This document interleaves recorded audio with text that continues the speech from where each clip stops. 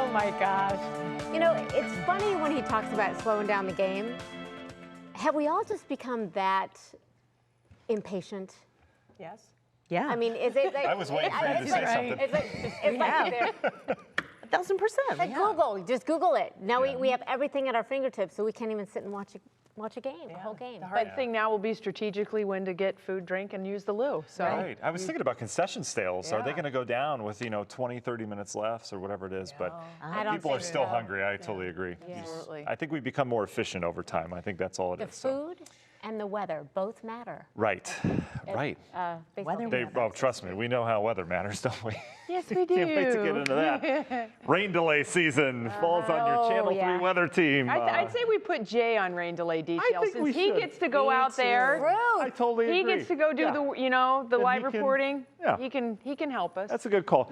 I think he's going to come back all sunburnt. That'll be the thing that we can get him coming back. He'll have cucumbers on his eyes.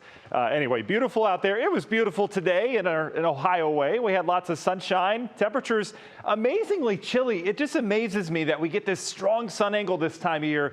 And the temperatures don't really respond. We were in the 30s for much of the day. We've got some 40s down to the south, but it's all courtesy of that north wind, which continues much like yesterday, and we're between 5 and 15 miles per hour. So this is what it feels like outside. But remember, you get into the sun, especially during the middle part of the day, it does feel about 10 degrees warmer. But wind chill values this evening generally in the 20s. We've got lots of sunshine once again across the Great Lakes. Some high clouds try to make it in from the east. You can see a couple high clouds that you'll see here at sunset coming out of the west. That's off of a bigger weather system. But if we track the wind flow, our air mass right now, this is why that March sun isn't doing much, because our air mass, you can track these isobars up to where the actual air is coming from, up towards Greenland. That's exactly the track that's taking between the high and the low pressure out towards our east and the west. All of that air continues to funnel in and keep us cool despite the sunshine. Off towards the west, this is where our high clouds are coming from. There is a system producing pretty decent snow in areas of Minnesota.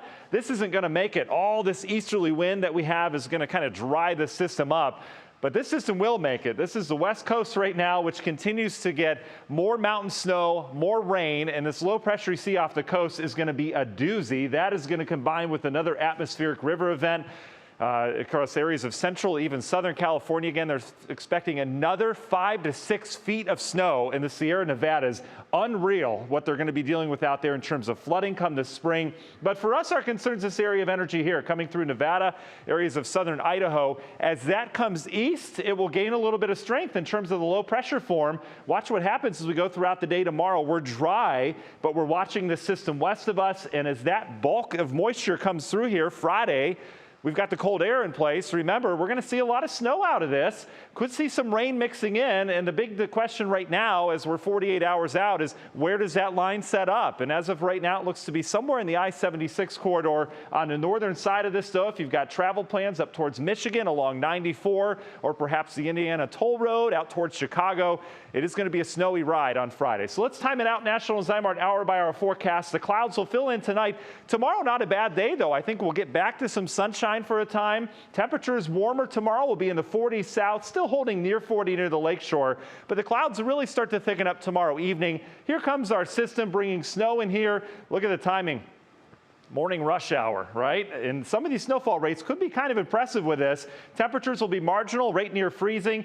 And you notice as we go throughout the day, we stay mainly snow, mainly north of I-76. Still could get some snow down to the south. And then we turn to lake effect before it's all said and done. Some of these totals, there you go. As we go through time, we're talking a good 3 to 5 inches off towards the north. Higher amounts with some of that lake effect out east. Lesser amounts down towards the south. An early look at the impacts, the snow, we could have some higher snowfall rates. It'll be a heavy wet snow. The wind shouldn't be much of an issue. In the cold, we can handle it. It'll be in the 20s. So putting it all together, Union Hill Mortgage 7-day forecast.